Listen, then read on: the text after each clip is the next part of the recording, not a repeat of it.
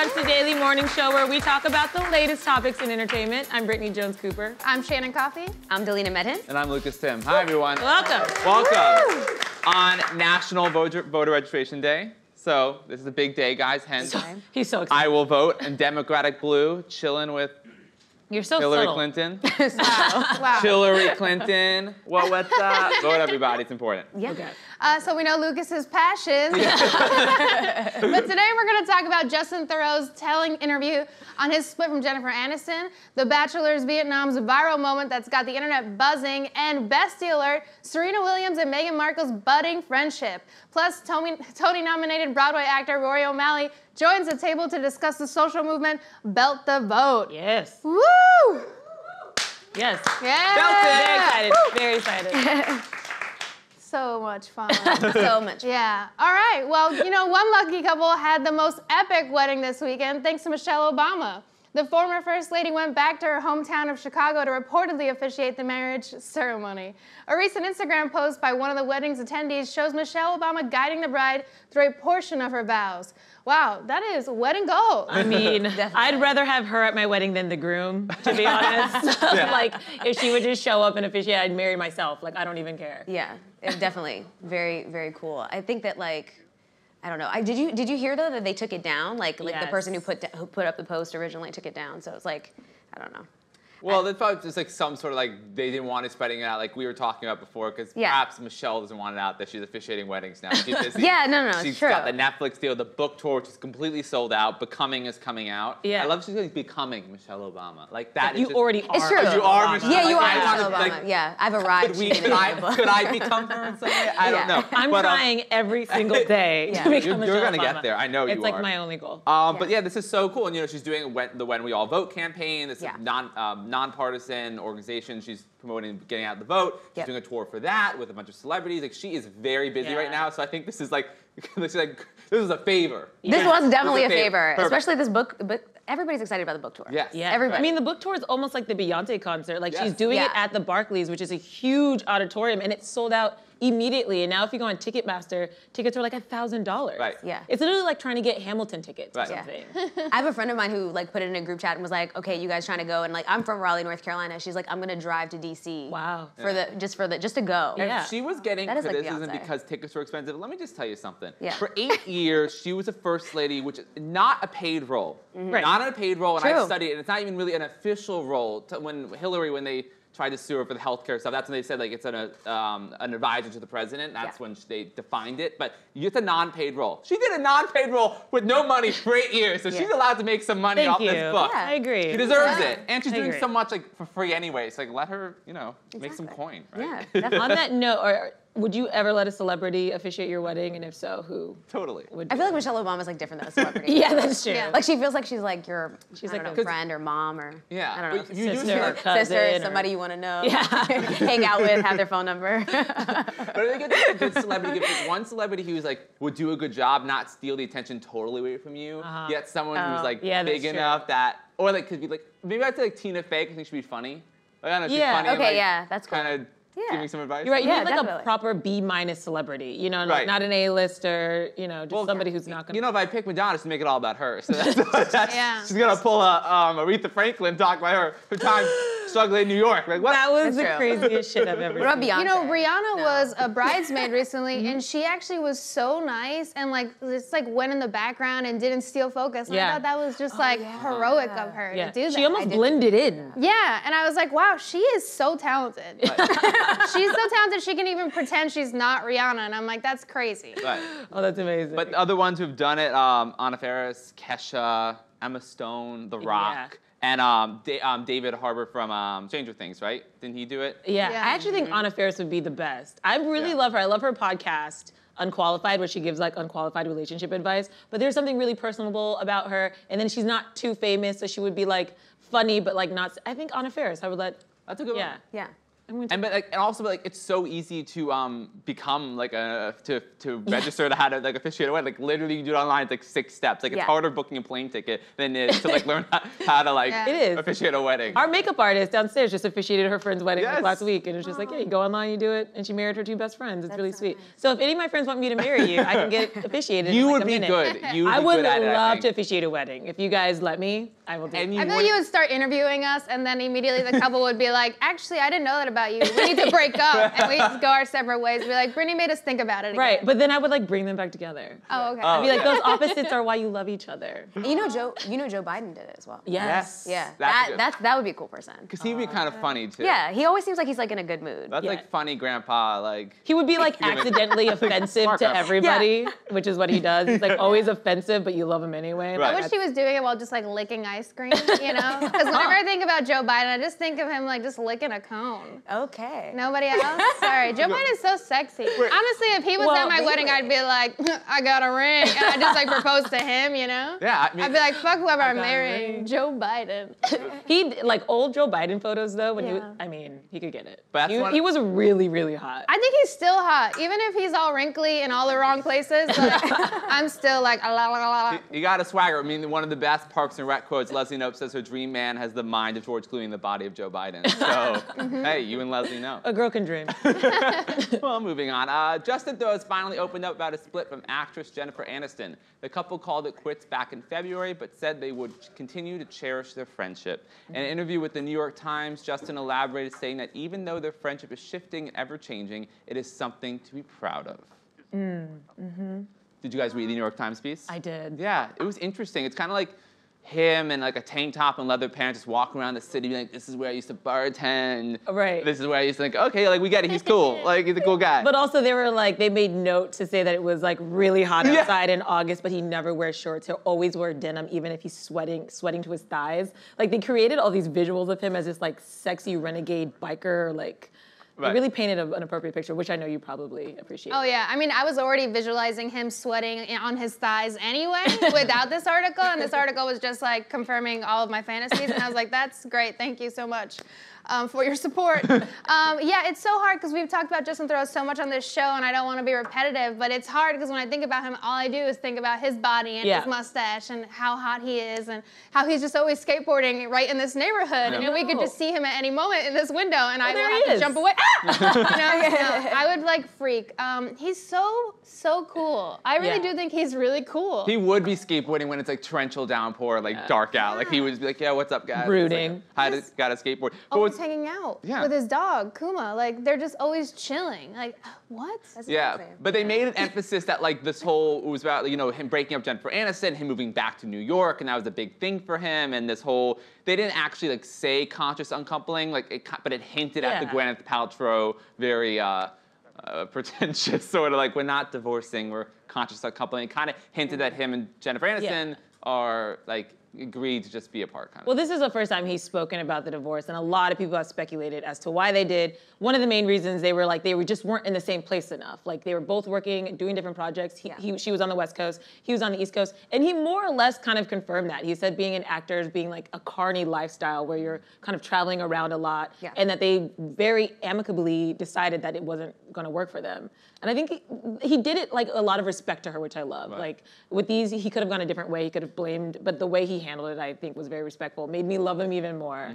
I think everybody likes this couple just because they're an attractive couple. They just like look very all-American. She's like the all-American girl, you know? So everybody just feels really invested in it. We just want her to be happy. Yeah, we just want her to be happy. Right. Yeah, but she is happy. That's true. She is happy. I mean, she's happy like apart from him. Yeah, she's and that's doing great. She has I'm really excited for this show. It's Reese Witherspoon for Apple. It's this morning talk show. It's a scripted show about a morning talk show, and it's a drama. And it's gonna be an Apple. I don't know how Apple's gonna release. We know nothing about how Apple's gonna release their TV shows, but it's like they're each getting paid $1 million an episode. It's like a really big show. So I'm the premise of this is really going off of like Morning Glory, that movie, and it's like Katie Couric versus Diane Sawyer in the morning, sort of like that 90s height of morning TV. I think at some point like Katie was even looking at this script and looking to develop it. So this is something that's been in development for a long time, and for anybody who grew up like news watching like I did, I cannot wait to see. I think they're gonna nail it because they look like the morning TV top people. Oh yeah, and there's just two actors like we love. This is really cool to see them together. I don't know if they've ever officially worked together. I can't. That doesn't come to mind.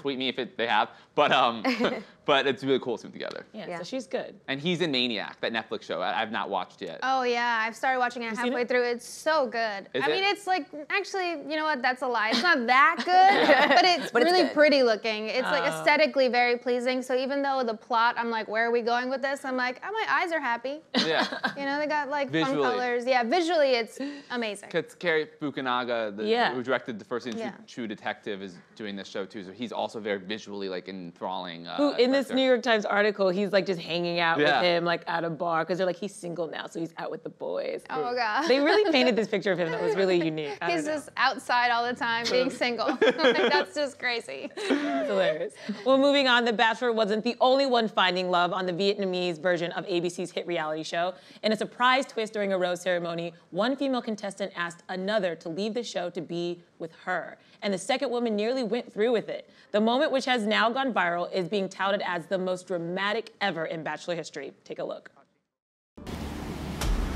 Khi tới chương trình này là để tìm tình yêu cho mình, mà em đã tìm được tình yêu đó cho mình.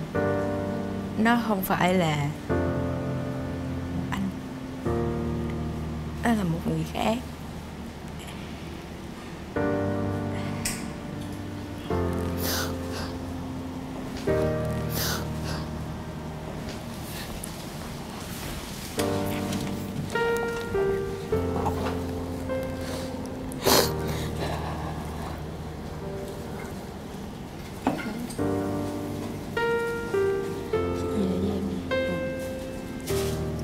Đi về với em. Dạ.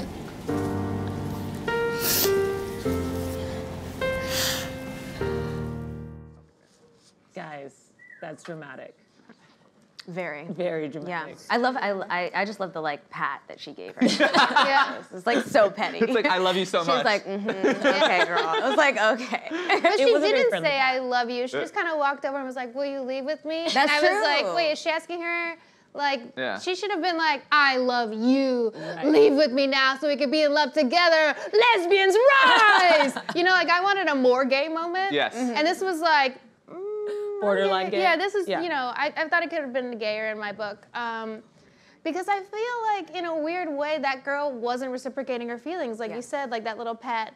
And, well, she did go back to the guy. Yeah, so like the clip continues where she goes down to talk to the Bachelor and the Bachelor host, and like, I'm gonna leave. I connected with her. Yeah. And both the host, the Bachelor, like, you're messing up this great opportunity. I'm like, fuck you. What great opportunity. But so she walks out, but then after, she goes back to the Bachelor. They have a private conversation. She's like, never mind, girl, I'm gonna stay on the show. Yeah. So, so many twists. That's why she was giving her that friendly pat. Yeah. You know, that was a friend pat. Yeah. That was not lovely. I wish this would happen on the American Bachelor. I would actually watch this stuff happen. But it seems like American Bachelor's like, I don't want to say it's too scripted, but like, I don't know. So basic. Yeah, right. I mean, next season with Colton is going to be so basic. I'm going to watch it. Of course. But it's really basic. Yeah, it's not that great. But this isn't the first time this has happened. On the Australia Bachelor, two of the women actually connected when the cameras weren't rolling and dated for a while. I remember seeing the story. They were on Instagram together. I think they've broken up now, but you know, people find love however they want to find it on these shows. So I kind of get that. Like, you're in this house with people, like, you will connect with other people that you're living with and around you, and you know. Wasn't there like some bromance that happened on? Yeah, there was like alluding to that on Bachelorette or whatever. No, I'm not saying anything more than that. I'm just saying like you connect to like people when you're close to them. Yeah, so absolutely. It makes sense. People are people. I think it totally makes sense because whenever I watch The Bachelor, I'm always like, these girls are too good for him, and they're like so much smarter. Like they're like way smarter. They're like better looking, and I'm like, just put them together. Like they should all date. I wish that this had worked out. I wish she had ran off, that they had gotten married, and then they wouldn't have gone back to that dude. Yeah. Why did she leave? Like the Vietnamese Bachelor. I didn't even know that it was a thing. It's everywhere. Until I saw it, I was like, oh, this would be really cool if this was like airing in America, it also makes me wonder what other countries are really doing it. I think in it's addition in a to like, lot of countries. I think it's in a lot. Reality TV is just a format which is everywhere. they're like, great, let's take this. There's like 3 Real Housewives in Australia. There's like they're just everywhere because reality TV can just like duplicate that format. Yeah. So, and I'm very happy in Vietnam. They have a very dramatic and entertaining Bachelor. Yeah. Good for them. That's great. And same-sex marriage is legal in Vietnam. Yes. I just want to know. Although obviously they still kind of like make life hard. But I would love. I mean, it's just like, obviously we still need to make their lives difficult. Yeah, I mean, it's just like you can't just let people be fucking happy and in love anywhere in the world. But Vietnam's at least like trying to do that. I would love to see the U.S. Bachelor push some boundaries. We've talked about this, like either having a diverse bachelor or having same-sex couples, or I mean, they got to spice it up because like we need that. Yeah, it's I mean, time. it's more reflective of the relationships culture. my friends are having, and it's just like, why are we looking at this one kind of relationship every time for like 17 years? Exactly. Yeah, it just hasn't evolved. Yeah. So anyway. Definitely. Well, all right. Serena Williams and Duchess Meghan Markle are BFF goals. During a recent interview with an Australian talk show, the tennis champion shared that she and Meghan are constant pillars of support for one another as they navigate celebrity and public scrutiny. How do you guys feel about this? I cannot imagine 2 people who have more scrutiny on them right now than these 2 women. Right. Yeah. I mean, after her U.S. Open whole debacle, everybody has their eyes on her. Meghan Markle, I mean, every day you're seeing what she's doing, which is like a crazy switch from her past life, you know? Just even like in I think the tabloids and the way they handle things in Britain is very interesting because it's like they watch them in a completely different way. It's like she's wearing this, she drank this, she had that. Like it's it's so much with paparazzi. Yeah. And so and you don't get to hear a lot from Meghan. Like, you know, she's the last thing. And I heard that Prince George can be so catty and rude. I mean, I heard it's really difficult being in the family with him. Gary Janetti's Instagram is the Prince best. George is the 6-year-old prince. If you guys, no one's laughing, so you know who he is. And Gary Janetti's a writer, runs this Instagram where he pretends to be him, and like he's a really catty, mean girl kind of thing. It's so good. Yeah. But yeah, she can't really use her voice, and she probably can't relate to a lot of her friends or the new people she's meeting, and somebody who understands is Serena. Yeah. I think especially like as a Black woman, just like that extra layer of criticism. And she deleted like all of her social media. Like she's very like siloed now. Like I mean, you know, she can't really do what she used to do. I personally have been a fan of Meghan Markle for a long time. Have you? Yeah, I watched Suits. I'm actually really sad that they were like, yeah, she has to end her acting career because now she's a royal. And I was like, what is gonna happen in Suits? How is this gonna play out? So yeah, I don't know. I liked her for a long time. So I'm like, I like her relationship with Serena. I think it's really cool. I love the fact that they're like a power, you know, like we say like power couples. This is like a power relationship. Yeah. Power friendship. Power friendship. I love that. Power friendship. And like they're 2 powerful Black women. I think it's really awesome just to see 2 women that are really like having each other's back. And it looks like Meghan has like some cool famous friends. Her wedding, obviously Serena was there. Yeah. And Serena was like in the family seats. Like she was sitting like 2 rows behind the queen. So they're pretty tight. They've been friends since 2010. But she also was friends like with Priyanka Chopra. Like there were just like cool people there that made me, I didn't know much about Meghan. It made me think like, oh, maybe she's kind of dope. Yeah. She's friends with all these cool people. Yeah, I was surprised. Like her list of people was very interesting. Like I didn't know before I was watching the wedding that when Serena walked in, I was like, oh. I was like, okay, they're friends. That's cute. Yeah. And they've been friends like 8 years. Yeah. Yeah, and they've been Since the friends Super like for a Bowl, while. 2010, yeah. Yeah, so That's a I like secret. it. Like we all don't. secret friendship. You know, not all celebrity friendships have to be out in the open. You That's know, true. they don't all have to be Tina and Amy's. Like they can just be like kind of more low key. But was it a secret friendship? I think Meghan just wasn't relevant. And then all of a sudden she was the most relevant and we're like, we care about it. But I feel like they had been girls like for years. But I think it's like Meghan Markle could have been fake and used that friendship for publicity if she wanted to. She could have been like, let's call these peps and watch them like follow us out of this restaurant. Yeah. But it seems very authentic, unlike some other celebrity friendships where they're like, we're walking out of a hotel now. We're walking out of shopping. And you're like, why are you being followed? Yeah. Oh, because you called them and you requested it. Yeah. Like when Kim Kardashian and Paris Hilton were best friends. That was such like a when Kim genuine Kardashian friendship. does anything. Right. Yeah. But I think of Oprah and Gayle. Yeah, Love some definitely. Oprah and Gayle. They're real. Did you see them at the On the Run tour? No. They went to Jay-Z and Beyonce's concert like 2 nights ago, and Oprah's straight up like holding up the Hope sign, and Gail's like in the caption, she's like, mind the words, you know, she's cussing, but we are having a great time. This is Oprah's first. I'm like, you guys are so cute. I love that. They're like they're like best friend goals. They are BFF goals. Yeah. Yes. You know, they've been friends for a long time. I think to just like see somebody like grow throughout their friendship like Yeah. that is just very powerful. And then also like we're talking about Jennifer Aniston earlier. Yes. Jennifer Aniston and Courtney Cox, like I know. they like met on Friends, and then now they're like, you know, They still love friends. each other so much. I actually remember Oprah did it. Everything's Oprah. Yeah. I was watching old interviews that Oprah did, and she did the last Friends interview, and like their chemistry was so cute because like Courtney Cox was pregnant at that time, and Jennifer Aniston was like touching her belly. I was like, oh, you're like real friends. They're real like you could friends. tell. Yeah. So I was happy to see that like last beyond the show. Yeah, I love when Yeah. cast members actually stay like really good friends, because that's not always the case. No. No. Sometimes they hate each They're other. like, bye, girl. I'm Yeah. out. Yeah. Yeah. It seems that the cast of Will and Grace really likes each other. Yes. Just because based off Megan Mullally's Instagram, it seems like they actually really like each other, and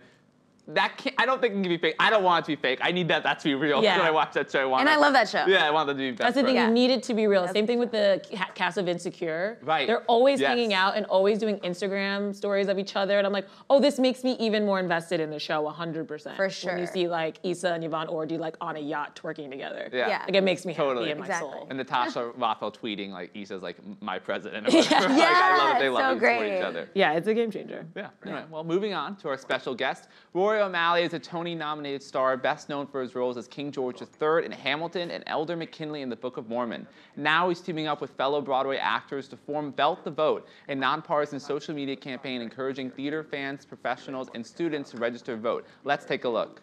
I am a theater nerd. A triple threat. An artist. I have a voice and I'm gonna use it. Look out, America! Because this November, with the support of Broadway Cares Equity Fights AIDS, Our country's theater community isn't just gonna rock the vote, we're gonna belt the vote. Belt the vote, belt the vote. The midterm elections are coming up quickly. are you registered to vote yet? are your friends? What about your former cast of Grease? We all have a former cast of Grease. Being a good theater artist means being a good citizen. Let's belt the vote by registering every cast and audience member. In every theater and school across the country. The election takes place on November 6th, and registration deadlines are approaching quickly, so Join the movement at beltthevote.org. You can register to vote and figure out how to run voter registration at your local school or theater. And remember, this November 6th, Belt. belt. Belt the Vote. you vote Glenn Coco. Everyone, please give a warm Bill Bunch welcome to Rory O'Malley. Hey guys, Welcome. Thank you for having me. Thank you so much for coming. I'm passionate about voting. Yes, I love it. All hands on deck. Hashtag Belt the Vote campaign. I think it's such an incredible idea. Can you tell us how it got started, your involvement and everything? Yeah, well, my husband, Gerald Schroeder, and I were wanting to do something positive. Right. Because it just feels so difficult to find the positive thing to do right now to make a difference. And so at any time I want to make any change, I know I can reach out to my friends in the Broadway community and we can build a positive message. And so I went to Broadway Cares Equity Fights AIDS and they were like, let's make this video, let's do a social media campaign. And then we partnered with people at When We All Vote, a voter registration organization, and they helped us build the infrastructure to get people registered to vote. So you can go to beltthevote.org and register to vote. We also have theaters all across the country that are participating by having their own voter registrations at the Geffen Playhouse in Los Angeles or American Repertory Theater in Boston, at Cleveland Playhouse, my hometown in Cleveland, Texas, Florida, Maryland, all across the country. There are theaters that are getting on their stage at the end of the show and saying, as you leave the theater, you can register in the lobby and make a difference this November 6th. We want people's voices to be heard November 6th. I want to make this important thing about it. It's a nonpartisan It's organization. nonpartisan, nonprofit. Yeah. Everyone can get involved. And it's just important that our community, the theater community, knows that being a good theater artist means being a good citizen and making your voice heard. Absolutely. Yeah, and there's so many big, amazing Broadway stars involved. Like Sarah Bareilles is in that video. She's my fave. I'm obsessed. Who else is involved, and how did you get them to join? Well, the Broadway community is so willing to use their voices for good, literally singing voices for good. And so it was just about finding the people who, a diverse group of people who could reach out to their friends to get them involved and their hometown theaters and their schools. So we just started making phone calls. And that's how anything starts. If you want to make a difference, pick up the phone, text your friends, come together and find out what you can do. And it's so important that we all do that for this election because only 40% of people who are eligible to vote vote in midterm elections. It's insane. It's pathetic.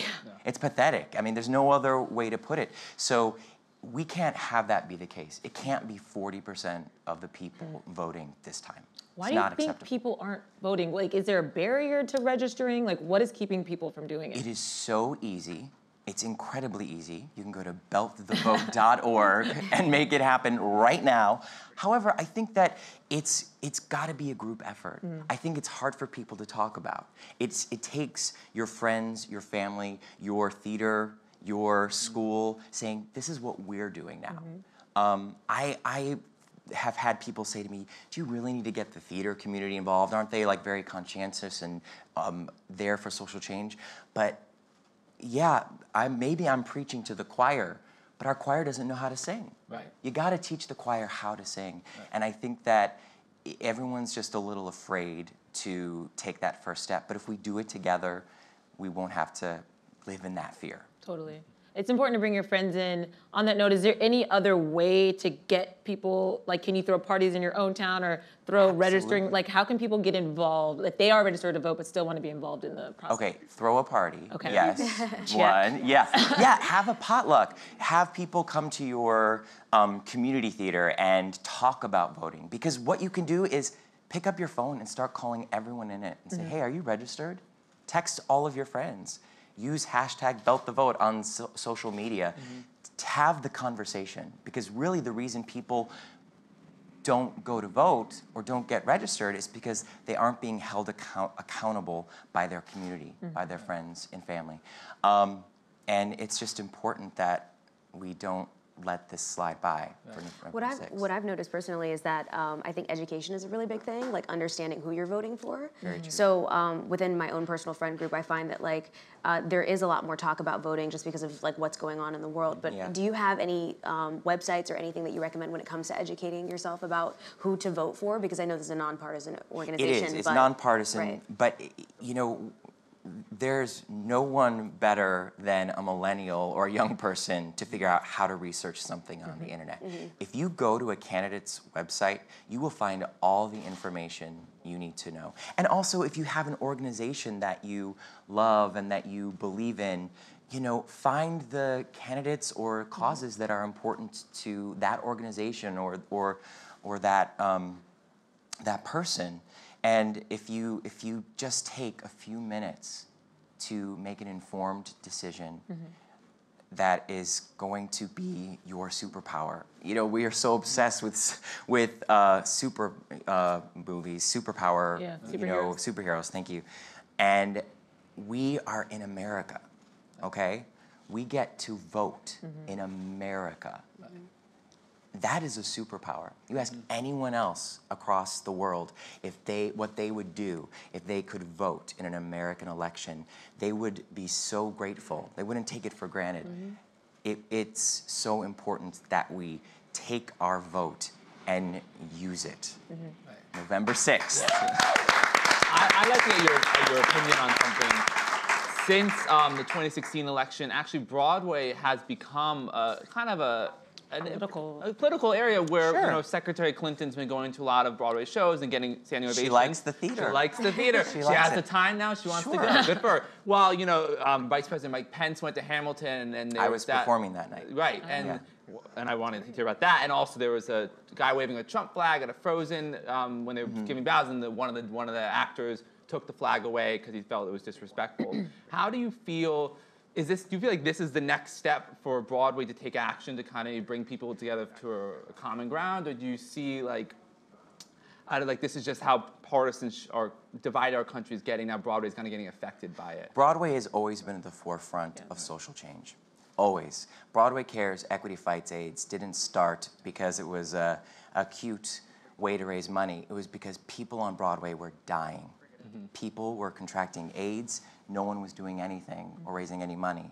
So Tom Viola and Broadway Cares started a movement. Jerry Mitchell started Broadway Bears, a wonderful choreographer and director on Broadway, and it raises millions of dollars for causes, not just AIDS-related causes anymore, but for like 400 nonprofits all across the country. So to me, the heart of Broadway is social change, because if you are an actor, if you are a storyteller on Broadway, you have empathy for humans, for the story of humanity.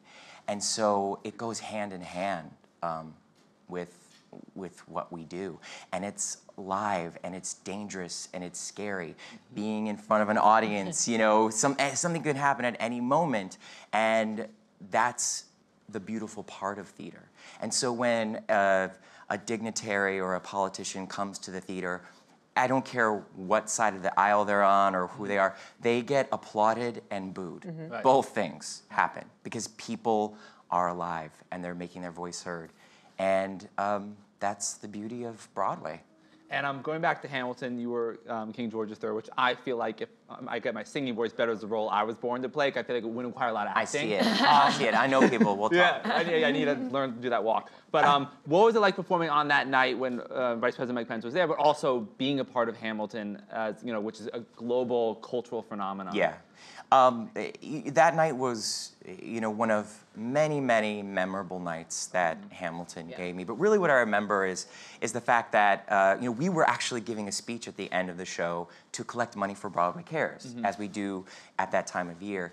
And Vice President-elect Pence was there, and we thanked him in the speech a few times, and we said, we hope that you represent all of us. It was a very respectful speech. Yes, you know, obviously that all got lost in translation for many reasons. But the entire show, if you see it, is about freedom, voting, and how many people fought for America and to make this this country. And so it was actually a really beautiful moment. You know, obviously there was a lot of discussion afterwards, but that show gave me so many beautiful gifts, but to be able to have met so many wonderful people who would come backstage and, you know, and people who, you know, were making a difference in the country, whether the other people agreed with it or not, you know, it's a beautiful show with an amazing message, and it changed my life for sure. Hamilton's amazing, and you're doing a lot of other really interesting stuff now too. Yeah. The Bob's Burgers musical. Yes, I saw you guys talking about it yesterday. Yes. How did you get to be a part of that? You know, the creators reached out to me, and I was like, yes, I would love to be in a part of something with the Belcher family. I love that show, and they were doing a musical episode, and I think it's September 30th. It's premiering. It is so much fun. You guys, if you're a fan of the show or you're a fan of musicals, you'll love this episode.